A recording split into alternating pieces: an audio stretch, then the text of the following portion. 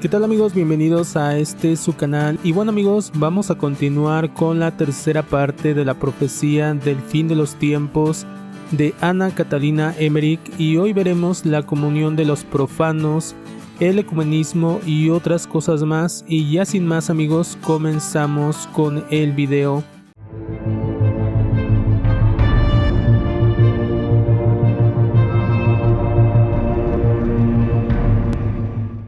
Y empezamos con el título de la comunión de los profanos. Todo en esta falsa iglesia es fundamentalmente malo. Es la comunión de los profanos. No sé decir hasta dónde. Todo lo que ellos hacen es abominable, pernicioso y vano. Quieren ser un solo cuerpo en algo diferente que el Señor. Tuve la visión en la que vi a otros en la falsa iglesia, edificio cuadrado, sin campanario, negro y sucio, con una cúpula elevada.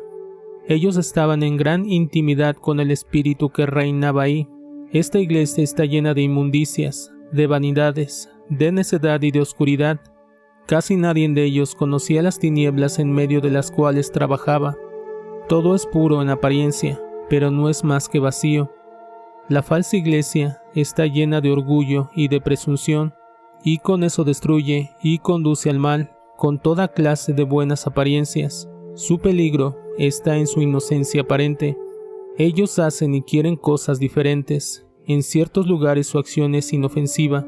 Además, trabajan para corromper a un pequeño número de sabios, y así todos juntos desembocar en un centro, en una cosa mala por su origen, en un trabajo y en una acción fuera de Jesucristo, por el cual únicamente toda vida es santificada, y fuera de él, cual todo pensamiento y toda acción permanecen como el imperio de la muerte y del demonio. Me encontraba en un navío agujereado, y estaba tumbada en el fondo, en el único lugar que estaba intacto. Las personas estaban sentadas en los dos bordes del navío. Lloraba continuamente para que no fueran precipitados a las olas. Sin embargo, ellos me maltrataban y me daban patadas. Vi a cada instante el navío a punto de hundirse, y estaba muerta de miedo. Finalmente, ellos fueron obligados a conducirme a tierra, donde mis amigos me esperaban para llevarme a otro lugar. Yo rezaba siempre para que estos desdichados desembarcasen también, pero apenas estaba sobre la orilla que el navío se hundió, y ninguno de los que allí estaban pudo salvarse, lo cual me llenó de tristeza. En el lugar donde fui había una gran abundancia de frutos. Cuando miraba debajo de mí, vi muy distintamente a través de un velo de color sombrío los errores, extravíos y los pecados innumerables de los hombres, y con qué necedad y qué maldad ellos actuaban contra toda verdad y toda razón. Vi escenas de toda especie. Volví a ver al navío en peligro, llevando a estos hombres convencidos de su inmenso mérito y admirados también por muchos otros, pasar cerca de mí sobre un mar peligroso, y yo esperaba que en cualquier momento perecieran. Vi entre ellos a sacerdotes, y sufrí profundamente para ayudarles a volver al arrepentimiento. Vi tantos traidores, ellos no soportaban que se les diga, esto va mal. Todo está bien ante sus ojos, con tal de que puedan glorificarse con el mundo. El Papa traicionado. Vi al Papa en oración. Estaba rodeado de falsos amigos que a menudo hacían lo contrario de lo que decía. Vi al Santo Padre en una gran tribulación y una gran angustia que afectaba a la iglesia. Le vi muy rodeado de traiciones. Ellos quieren quitar al pastor el prado que le es propio. Quieren imponer otro, que deja todo en manos de los enemigos. Entonces, tomada por la cólera, ella eleva el puño cerrado diciendo: alemanes bribones, escuchad, no lo conseguiréis. El pastor está en una rocalla, ustedes sacerdotes, no se mueven, dormís y la granja arde por todos lados. No hacéis nada, ¿cómo lloraréis por eso un día? Vi que en ciertos casos de extrema desdicha, el Papa tiene visiones y apariciones. El falso ecumenismo. Vi bajo una imagen de varios jardines formando un círculo alrededor mío, las relaciones del Papa con los obispos. Vi al Papa mismo sobre su trono, colocado como en un jardín. Vi en diversos jardines los derechos y los poderes de estos obispos. bajo la forma de plantas, flores y frutos, y vi relaciones, corrientes, influencias, como hilos o rayos, yendo de la sede de Roma a los jardines. Vi sobre la tierra, en estos jardines, la autoridad espiritual del momento. Vi en el aire, encima de ellos, la cercanía de nuevos obispos. Así, por ejemplo, vi en el aire, encima del jardín donde se encontraba el severo superior, el obispo de entonces, severo porque era firme en la fe, un nuevo obispo mitrado, la mitra y todo lo demás. Vi alrededor de él protestantes que querían hacerle descender en el jardín, pero no con las condiciones que el Papa había exigido. Ellos buscaban infiltrarse por toda clase de medios, desordenaban ciertas partes del jardín, donde plantaban malas semillas. Les vi tanto en un lugar, tanto en otro, cultivar o dejar en baldío, demoler y no quitar los escombros, etc. Todo estaba lleno de trampas y de ruinas. Les vi interceptar y desviar las vías que iban al Papa. Vi a continuación que cuando ellos introducían el obispo de la manera que se habían propuesto, él era intruso, introducido contra la voluntad del Papa, y que no poseía legítimamente la autoridad espiritual.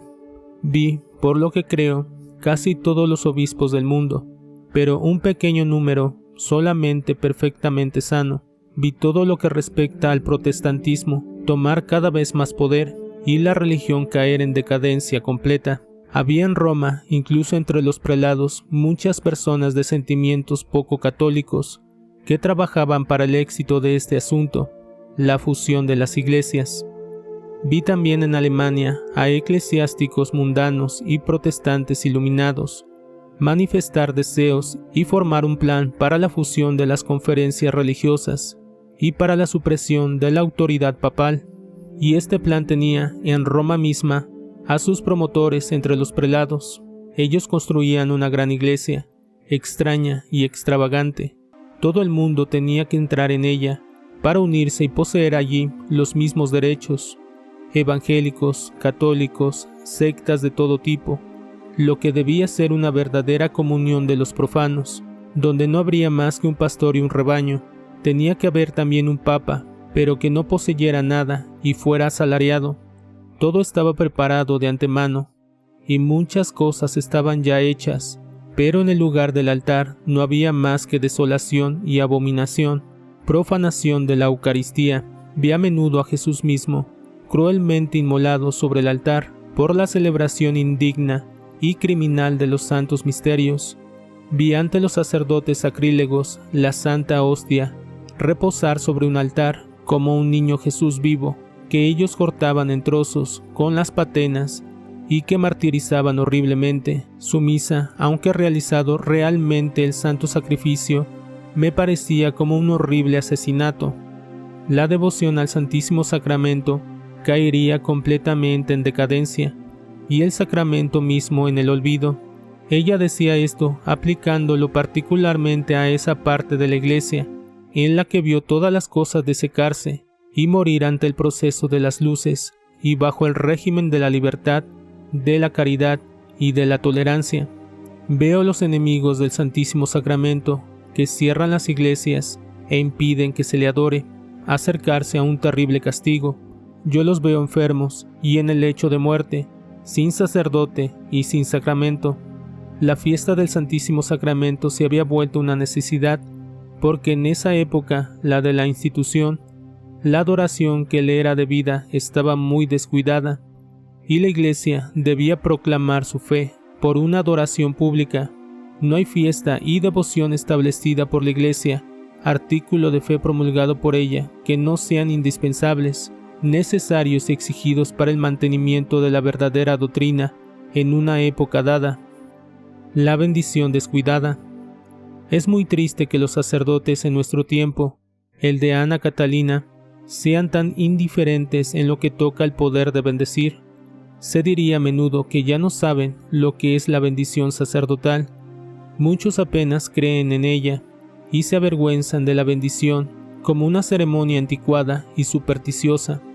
Muchos, finalmente, no reflexionan nada en esa virtud y en esa gracia que se les ha dado por Jesucristo. y tratan las cosas muy ligeramente. Como el Señor ha instituido el sacerdocio y le ha transmitido el poder de bendecir, me es necesario languidecer y consumirme en el deseo de recibir la bendición. Todo en la Iglesia no hace más que un solo cuerpo. El rechazo de una parte hace que la otra quede afectada. El celibato de los sacerdotes.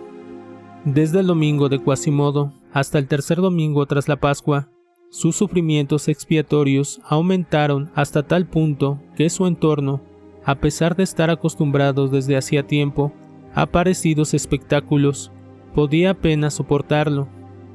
Ana Catalina sufría a causa de los ataques dirigidos por los adherentes de Wessenger contra el celibato de los sacerdotes y de los numerosos escándalos ligados a esos desgraciados manejos. He sido conducida hacia un rebaño, en una de las extremidades del campo de la casa de bodas. Entre los corderos que lo componían, había muchos malos carneros que deterioraban el rebaño, golpeándolo con sus cuernos. Se me ordenó poner aparte los carneros malos. Esto era muy desagradable y muy penoso para mí, ya que yo no podía distinguirlos bien de los otros. Lengua profana y lengua sagrada. No puedo hacer uso de las oraciones de la Iglesia, traducidas al alemán. Ellas son para mí demasiado insípidas y demasiado repelentes. En la oración no estoy ligada a ninguna lengua, y en el transcurso de mi vida, las oraciones latinas de la Iglesia me han parecido siempre mucho más profundas y más inteligibles. En el convento me regocijaba siempre de antemano cuando debíamos cantar los himnos y responsos en latín. La fiesta era todavía más viva para mí, y él veía todo lo que cantaba, sobre todo cuando cantábamos en latín las letanías de la Santa Virgen. Veía sucesivamente en una maravillosa visión todas las figuras simbólicas de María. Era como si mis palabras hubieran hecho aparecer esas imágenes, y al comienzo estaba muy asustada de ello, pero pronto eso fue para mí una gracia y un fervor que estimulaban mucho mi devoción. He visto así las escenas más admirables. La anarquía en la Iglesia. No hay más que una Iglesia, la Iglesia Católica Romana, y cuando no quedare sobre la tierra más que un católico, éste constituiría la Iglesia una, universal, es decir, católica, la Iglesia de Jesucristo, contra la cual las puertas del infierno no prevalecerán.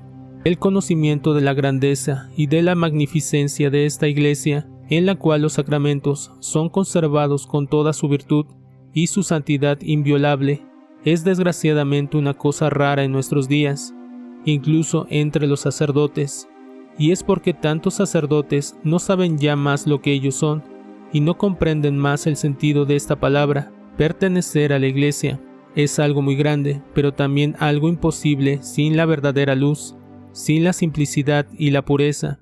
El vivir según la fe de esta Santa Iglesia. Veo en todos ellos, incluso en los mejores de entre ellos, un orgullo espantoso, pero en ninguno veo humildad, simplicidad, obediencia. Son terriblemente vanos de la separación en la que viven. Hablan a veces de fe, de luz, de cristianismo vivo, pero menosprecian y ultrajan la Santa Iglesia, en la cual únicamente hay que buscar la luz y la vida.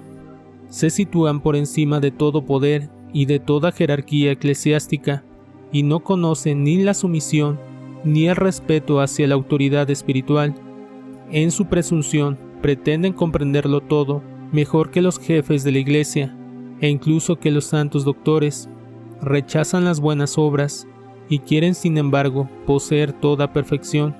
Ellos que, con su pretendida luz, no juzgan necesaria la obediencia, ni las reglas de disciplina, ni mortificaciones, ni penitencias. Yo los veo simplemente alejarse cada vez más de la Iglesia, y veo un mal por venir para ellos. Ninguna desviación lleva a consecuencias tan desastrosas, y es tan difícil de curar como este orgullo del espíritu, por consecuencia del cual el hombre pecador pretende llegar a la suprema unión con Dios, sin pasar por el camino laborioso de la penitencia, sin practicar incluso las primeras y las más necesarias de las virtudes cristianas, y sin otra guía que el sentimiento íntimo y la luz que da al alma la certeza infalible que Cristo opera en ella. Estos iluminados los veo siempre en una cierta relación con la venida del Anticristo, ya que ellos también, por sus manejos, cooperan con el cumplimiento del misterio de iniquidad. Y bueno amigos, esta fue la tercera parte de las profecías de Anna Catalina Emmerich sobre el fin del mundo. Esperen la cuarta parte y nos vemos hasta la próxima. Bye amigos.